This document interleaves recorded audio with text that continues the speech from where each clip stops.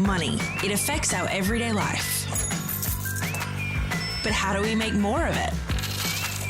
Manage it. And make sure we make the most of our money. Welcome to Money Mindful, a podcast to teach and support you as you learn to manage your money. Hello, beautiful people, and welcome to another episode of the Money Mindful podcast. I am your host, Meaghan J Smith. I'm a money mindset and life coach for women. I help women get out of their own way so they can live an extraordinary life they want to live on purpose. And speaking of living an extraordinary life, I have a very special guest on today who is doing just that. And I won't say too much more, as I think it will be so much more lovely to hear about this guest and her story in her own words. So I'm just going to jump straight into it and say it is my pleasure to welcome Janet Archer, the Mindfulness Coach and author, to the show. Janet, welcome. Hi, I'm so excited to be here. Thank you for inviting me.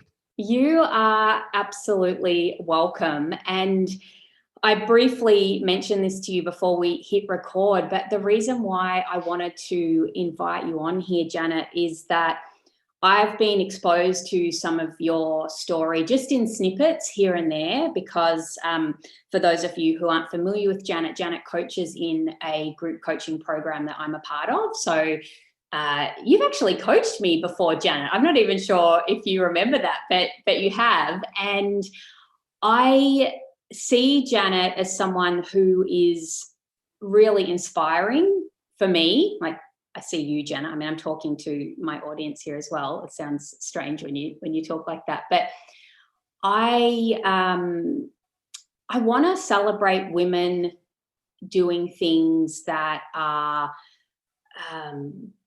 like wise women. You know, I see so many women in social media and Instagram out there that we're talking about or aspiring to be, but they're not my people. They don't have gray hair. They don't have any wrinkles like I do.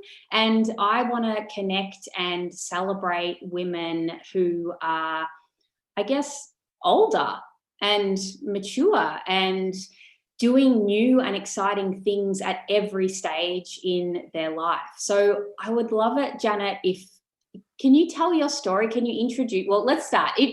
Tell us who you are. What do you do? Yeah. Okay. So as Meaghan said, I'm Janet Archer, and I became a life coach when I was 62. So before that, I was a kindergarten teacher. I live in the United States. I live in a state called New Hampshire, and I was a kindergarten teacher for 30 years. And I thought I was just going to retire at 62. And I had done a lot of things along the way besides kindergarten. I owned my own exercise studio for a number of years when my kids were little. And I was a yoga teacher up until about 9 months ago when COVID came and I stopped going out and teaching, and a meditation teacher. So I was always dabbling in other things. I love to be with people and I love to do things with people. But when I was thinking of retiring from teaching, I had met this woman, Brooke Castillo, who then became my coach and my teacher who I trained with. And she just kind of blew my mind because she's the first person that gave me really the idea that I could reinvent myself at 62. And it didn't mean it was time for me to start knitting booties or little hats. And I'm not putting anyone down who does that, but it was like, you can do anything you want to do. She was the first person that introduced me to the idea of creating my life. So that's when I trained to be a coach when I was 62. And now 8 years later, I am still coaching, and most of my coaching is through the Life Coach School, and I also teach for them. And I have helped so many women of all ages who thought that their life was kind of over. And I'm going to say women starting at about 48. It's like thinking that that's the end of their life. And I'm like, what? Are you kidding me? No. First I said my 50s were the best, then my 60s were the best. Now I'm in the 70s and I'm expecting that they're going to be the best too. I know. I just had this conversation with my best friend who we're both in our 40s, and she was saying how she's looking forward to being the best version of herself at 65.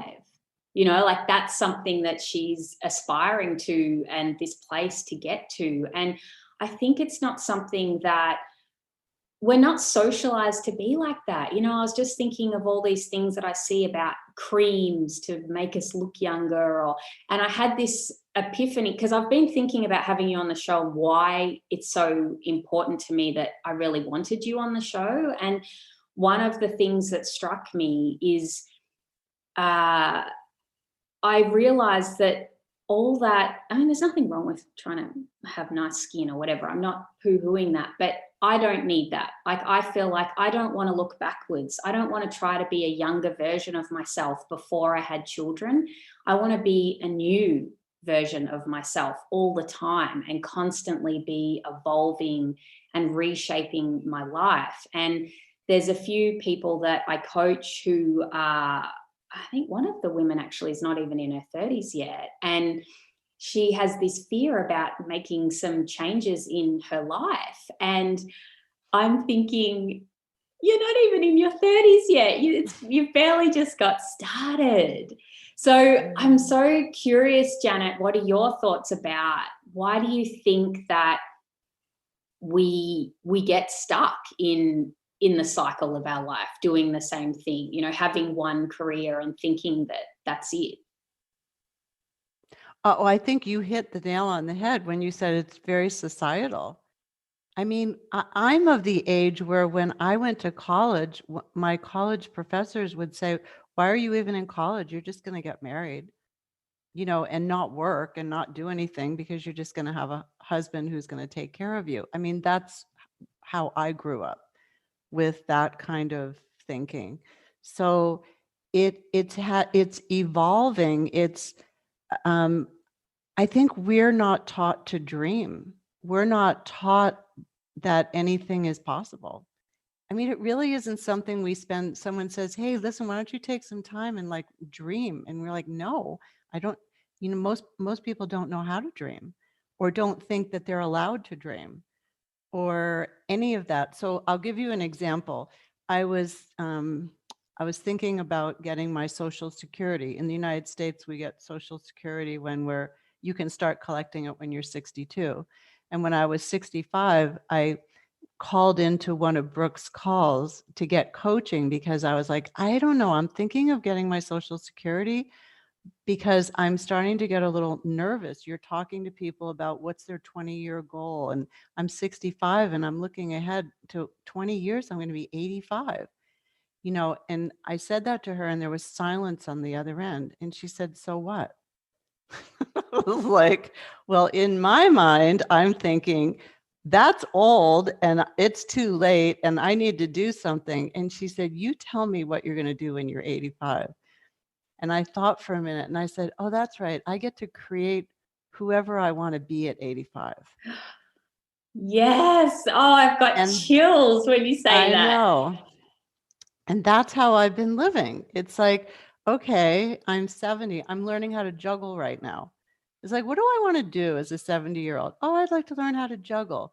What do I want to do? This year I decided I wanted to make a lot of money. You know, it's like you can decide on purpose anything you want.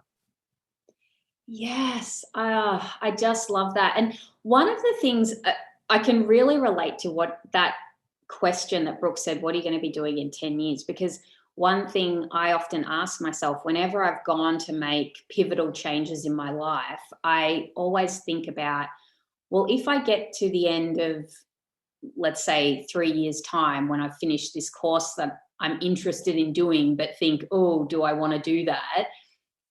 how will I feel if I get to that 3 years time and I didn't change and I'm still doing the same thing that I'm doing now? Or how will I feel in that 3 years time when I've taken the step and created something new for my life?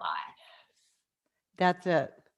That's what I have found is the key to everything. It's like taking the steps, no matter what. So it's not about the destination, about where you're going to get to, but it's the journey along the way. And it's all of the things. So when we make a decision for something, we open ourselves up to all sorts of falling on our face, and it's like I've gotten to really see that every time I fall on my face, on the other side of that is this amazingness where I just sit there and go, I can't believe I did that.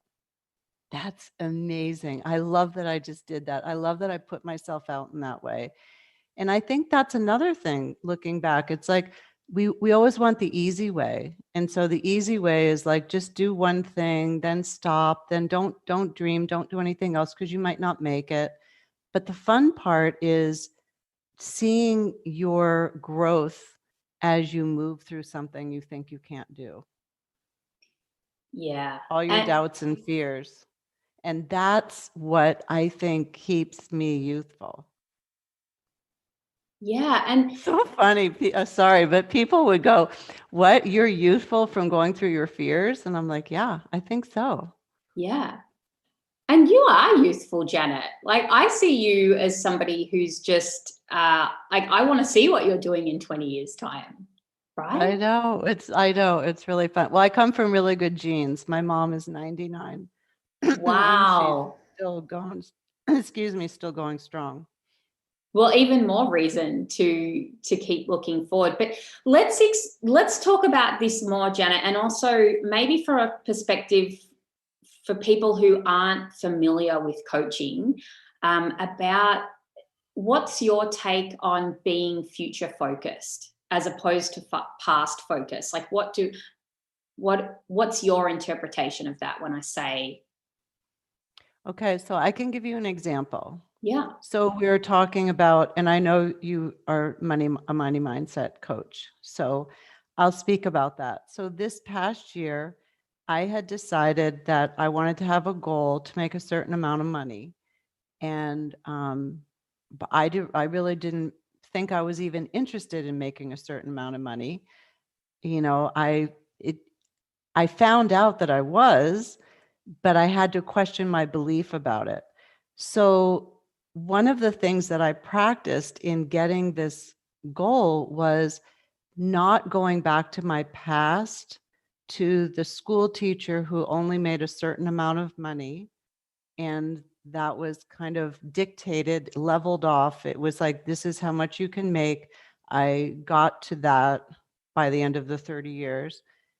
And I didn't go back to my past to move me forward. Instead, I went to my future and I was like, who would this woman be?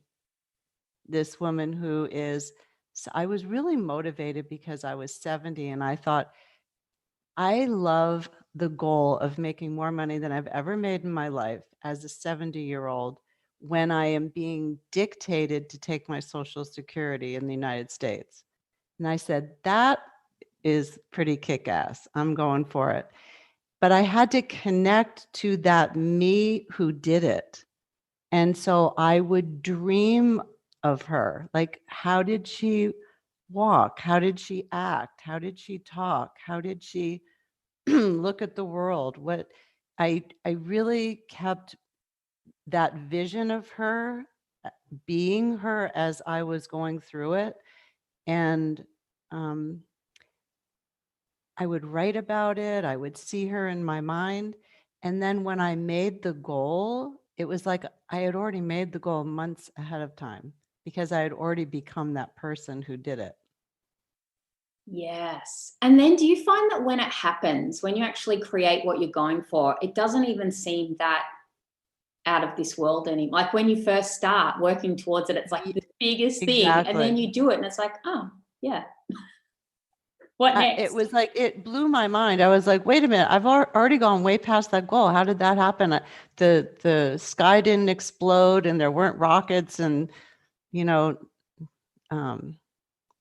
it wasn't the fanfare. There wasn't balloons go up, nothing. It was just like, it just happened. And it was like, oh, that was not hard. What's next? Yeah. And at any stage that is possible, because I think for many people, especially really professional women, who get entrenched in a career that takes a lot of training to do, right? Like a doctor or lawyer or something like that. We spend this time building up this life that we want to live, and then it's almost like there's this unspoken rule that if you made a decision in your past about something that you were going to do, that you have to keep living that. If you decided to be a teacher, it's like, well, that's what you did, and then that's what you're going to continue to do. But in actual fact, at any stage, you can make a new decision about what you want to do. And it literally is that simple, just deciding, I'm going to do something different. I'm not going to be a teacher anymore, or I'm not going to be a doctor anymore. I'm going to be a yoga instructor, or whatever it is. But it's this idea that we make a decision in our 20s about something we're going to do in our life. And then there's this, I think, expectation or this unspoken rule that we don't even question, that, oh, did you know that you can actually just change your mind? Yeah. I love everything that you're saying there. And the other thing I want to add to that is that I really had to, what I call, poke holes at my belief that I really didn't care if I made money, or I really didn't care if I made more money, or I made as much money as I could make because that's what I was doing in my profession. And so it's making the decision, but it's also really questioning your beliefs. And that's a big thing. I mean, that you really have to practice, because if your beliefs are really strong and you're believing that they're facts, you have to keep practicing not believing them. Yeah. Do you know what I'm saying? Yeah, absolutely. But also, and I think that's where maybe if you've never been exposed to coaching before or done any mindset work, it's, if you're in one particular career and you want to do something else, I think the place that a lot of people go to is, but how do I do it? What, I don't know how to be a yoga instructor because I've never instructed yoga, right? Or something like that. Or I don't know how to start a business. But, I was just thinking, I mean, this is a really simple example. When I approached you to come on this podcast to organize a time, because we're in different time zones and everything, I use this program called Acuity Scheduler. It's like magic voodoo. It's amazing. And Janet was just able to select a time to pick to be on the show. Now, 12 months ago, I had no idea how to use a scheduler or how to go about having something like that in my business. I mean, that's how my clients schedule their time with me. But this was just a small thing that someone might think, oh, that's so advanced, I can't do that. But that's just like a minor detail. Like, I just asked somebody, oh, what do you use? Oh, and then I went and Googled it and looked it up, and it has all tutorials how to use it. And it's actually really simple. But just shifting from that mindset of, because 12 months ago I was working as a teacher, and then to fast forward 12 months down the track, and I'm now this person who has a scheduler where people can book to work with me. And what's the point I'm trying to say is, it's those little things like that. They're the things that I think people think, oh, I don't know how to do that sort of stuff, but that's not what you need to know. It's about just deciding, I'm going to be the kind of person who figures that out.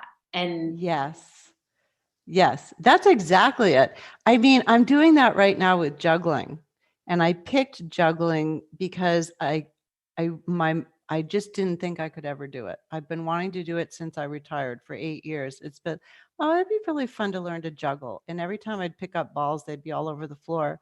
And then I committed to it about 3 weeks ago, and I said, I'm learning how, and I gave myself to the end of February, I'm going to be able to juggle 3 balls for a minute. And I have been humbled by the amount of how I need to believe that I'm a juggler, that I need to believe that I'm going to be able to do it. That's what keeps me going. And that's how I've been learning. And I'm getting there. And I will get there. I'm not there, but I will get there. But it's like taking something that you don't know. Like, I've written 2 books. I didn't know how to write a book. I didn't know how to publish a book. And that could have stopped me. But instead it was like, okay, what do I need to know? How do I figure it out? Like you with Acuity. Okay, how do I figure this out? And Yes. it's just making that decision that I love Maria Folio says everything is figure outable. Yeah, And I until love that you book. really believe that, anything can stop you. So we can either be stopped or we can just pick up the balls off the floor and keep going. That's right. Well, that's a beautiful segue, because I had in my notes here that I wanted to ask you about your book. I've actually ordered it. It's on its way. I don't know when it's going to get here. And I ordered the book because I was totally interested and curious about what you had to say, had to write about. But also on the front cover of, I bought the first book. They both relate to each other. And it's called An Invitation to Pause, Musings from a Mindfulness Teacher. But on the front cover, it says this quote. It says, "Drink in this life, your life, the only life you have. Right here, right now, this is your moment. Don't miss it." Janet. Oh, I get chills reading that. I just love that so much. And I mean, I think that was the main reason I got the book as well, because I was like, I have to read it now that I've just read that little bit. I need to read the whole book. But tell me about it. Well, so I want to add that in because this has been living in the present moment, being present, having fun, having joy in my life. This is really important to me. And especially as a 70-year-old, it's like, I want to now make money. I want to love the work that I do. I love to have time where I just sit and watch the birds in the bird feeder. I have all of these things that I want to do. And I really have set up my life now. So it's a life that is filled with all the things that I want. So I'm not like working all the time. And I'm doing exactly what I want. So the book, I wrote it when I was 65, my first book, and it's a book of stories. And when both books are a book of stories, and they're all about stories about how we almost miss our lives, or we miss our lives a lot of the time when we're not paying attention. Like this moment with you right now, but anyway, so it's all these stories, and I knew nothing about publishing a book, but I thought I'd really like to put these stories together and put them in a book and figure that out and get them out, get them out to people, because I had been sending stories to people for years and they were like, you should publish these. But I was never a writer before either. And you'll see in the introduction, I say, I never thought I was a writer. So it's like, I feel like my life has been full of, I never I don't think I can. Okay, I will. I don't think I can. Okay, I'll try that. I don't think I can. I'll try that. And I love that about myself. I love my tenacity. Yeah. And just that point that you're saying about, I didn't think of myself as a writer, but we don't think of ourselves as anything until we do what we do. Yes. I mean, I didn't think of myself as a podcaster before I started doing a podcast. And now I'm well and truly, I'm about to go, and this episode will be released in the start of season 3 in January. Just secret behind the scenes, it's actually December 2020 at the moment when we're talking, but when this comes out, it's going to be January. And now that's totally part of my identity, totally part of my life. Other people Yes. see me as that. They're like, yeah, of course, she's got a podcast, season 3. Like, she's a seasoned podcaster, but in the beginning, I knew nothing about putting a podcast together. And I certainly didn't identify as someone with a podcast. And I think this is such an important point to bring up, because at any stage in your life, you weren't a teacher before you were a teacher. You weren't a mum before you were a mum. Or Exactly. And that's what everybody thinks is, but I have to know how. No, you don't. Or I don't know how to do it. And my favorite question is, so what? It's like, so yes, what? Okay, now what? What's step one? How can you? I knew nothing about the computer. I knew nothing about technology. And I've had to learn so much because I didn't grow up with technology. So that could be a big excuse for me. It's like, well, I can't do it because I didn't grow up with it. Well, so what? It's just like, I can figure it out. and I think this ties into what we were talking about before, about looking to your past to see what you're already capable of to make decisions for your future is a mistake, because you're not going to find the answer to your future in your past, because your future hasn't happened yet. Right. And your past is just going to tell you more of you can't do it because you didn't do it. If you could have done it, then you would have done it. Or you probably wouldn't have even thought you could do it back then. So it's not helpful at all. So I love going to the future and I love asking my future self, so what can I let go of right now to be able to move forward? And what can I take in? What do I need to know to move forward? So Yeah. both of those. So, Janet, for somebody listening who is entrenched in their life right now, but they feel like they want to make change, but it feels impossible. It feels like the impossible thing to do. What would you suggest as a starting point to get to shift to being future focused? Well, first, I always have people sit down and start dreaming, like envisioning if they weren't afraid, if they didn't think it was impossible, if, all of those. Well, what then? What can you imagine for yourself? And even in that imagining, put in what some things that you have already imagined in your life that you didn't even know you had imagined that have come true.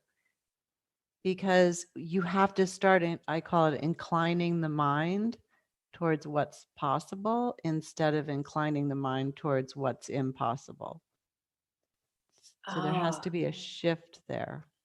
Yeah, I like that. I like that. And just using your imagination as a starting point to even imagine what is possible. Yeah. I mean, if you're not used to it, you feel like it's a really difficult thing to like dream. I mean, a lot of people don't believe that they can dream or their worth being their worth is enough that they can go after something they want. And plus they don't even know what that is. Maybe it's that they don't want to do anything.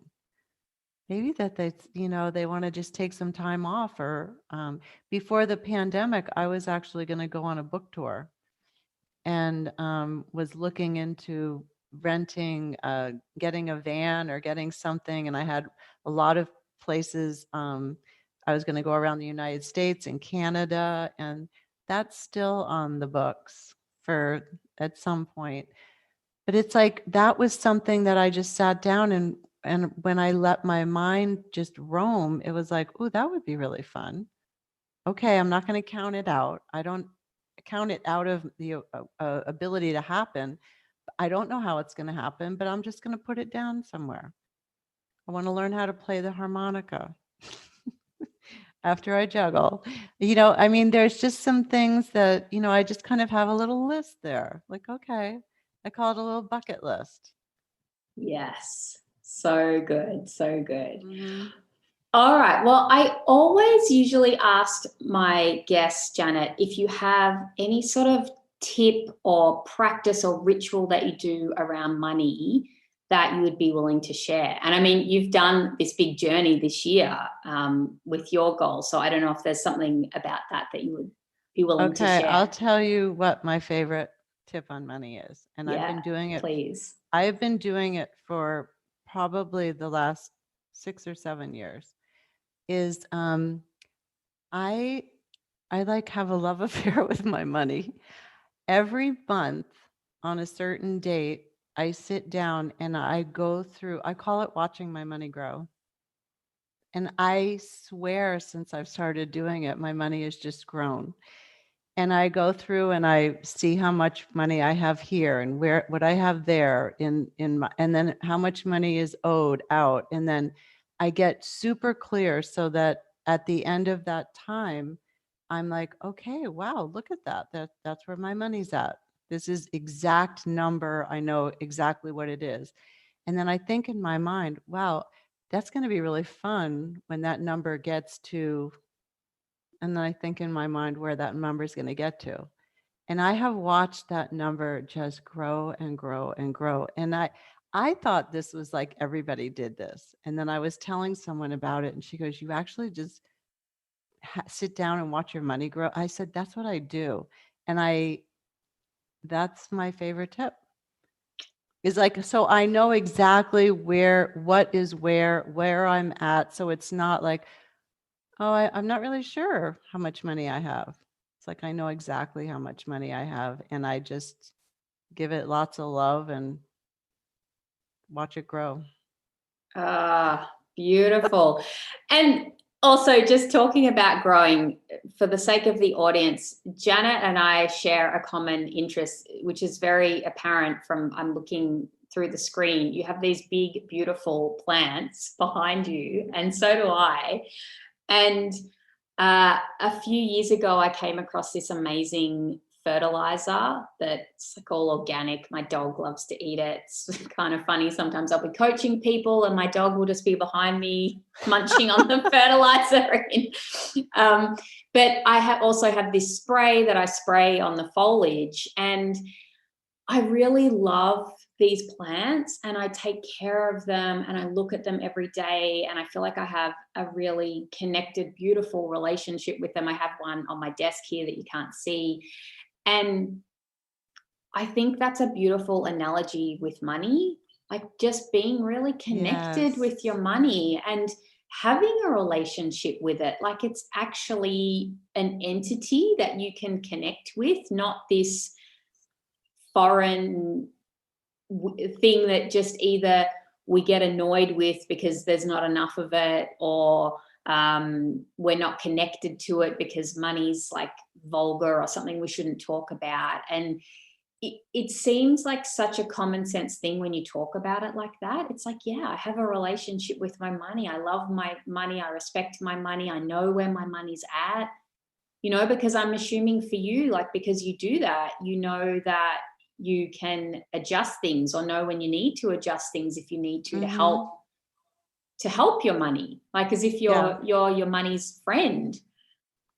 Yes, that's exactly it. And I did not come up with this idea by myself. It was I heard about it somewhere. Someone was doing it, and I thought I'm going to try that because I didn't know anything about my money before. It's just like, no, I'm going to have a relationship with my money. And it's one of my favorite things. I have a folder this thick. I mean, I do it all. It's not on the computer. It's all on paper. And I go back through it and I was like, oh, remember that when I thought when the money was there, and now look at it and I just watch it grow. And it is so much like the plants because as you can see, I'm a plant person. So I like love and tend my plants, and I do the same thing with money. Yeah, I love that. Well, just finally, before we wrap up, Janet, I wanted to ask you, because with you sitting here in front of me, I feel like you could just pull something out in a moment and tell me that you were going to go in some completely new direction in your life because you just decided to do that and start something new. Like, I don't see you like your life is over and you're about to never try anything. I mean, you just told me that you were going to start learning how to play the harmonica after you've learned how to juggle. And I'm curious of what you would say to somebody who maybe is older, I'm using quotation marks, like maybe in their 50s or 60s, and they want to change direction, but it never even occurred to them that that was possible. Is there anything that you have, like any words of wisdom that you would say to that person, or even younger people? Well, number one, really question your belief that it's not possible, because that is just a belief. That's not a fact. And that's what I was talking about before when I said I was believing that I didn't care about money as a fact, when it's just actually a thought I was having that's optional. So nothing's possible for me, or I can't do anything else. There's no truth to that. It's just something that the mind has been thinking so much that it believes it as true. So start there and just be watching. If you're somebody listening to this and you're like, that's me, I don't believe that. Start watching how often you think that. And then when you start catching yourself thinking it, see if you can kind of play a game like, oh, wow, wait a minute, I just did it. Is that really true? I wonder if that's really true. I really want to look into that. If you really want to do something different and you think you can't, you just start playing around with your mind. Oh, that is so good. I love it. Okay, so where can we find you, Janet? Can people coach with you, just you, or does it have to be through the Life Coach School? No, people can coach with me if they aren't in, yeah. And you can find me, you're going to put my website on the show notes? I will, Yeah. yes. You can find my books on my website, and you can find out how to contact me on my website. Amazing. Yeah, I will link all of that on the show notes, your details, where to find the book, everything. I cannot wait to get the book. And seriously, if you're listening to this, go to Janet's website, check her out. She's absolutely beautiful. And I'm just so grateful that you've been on the show, Janet. Thank you. I feel like you're just such an inspiration. And I'm so grateful that there's women like you out in the world showing me what's possible further down the track for me. Like, I'm excited. I just feel like it's never going to end. My life's just going to continue to get better and better and better. And I look at you and I'm like, look at Janet. She's amazing in her 70s, right? I just want to say, I love that in the beginning you talked about wise women, because I love stepping into that role right now. And there's a yoga teacher that I follow, and her name is Angela Farmer, and she's in her 80s. She's actually she might be in New Zealand, but just like such an inspiration. And so I have inspiration of women ahead of me, and I love being an inspiration for anyone coming behind. So I'm happy to be here doing it for you. Amazing. Thank you so much, Janet. You're so welcome. Thank you. This was so much fun. Okay. Amazing. If you think you're too old to change your life, think again. Janet is an incredible example of what is possible. We don't age and then have to give up on our lives. We are always capable of creating the life that we want. And if you would like to get help from a coach to do that, you can always go to my website and book a consult. The consultation is a fun chat where I help you make decisions about your future and what is possible. Until next time, have a beautiful week. Bye-bye. Thanks for listening to the Money Mindful podcast. For more info, visit moneymindful.com.au. For future episodes, be sure to subscribe. And remember, the information in this podcast is of a general nature only and does not take into account your personal circumstances or goals. Please seek professional advice for your own financial needs. Remember to have fun along the way.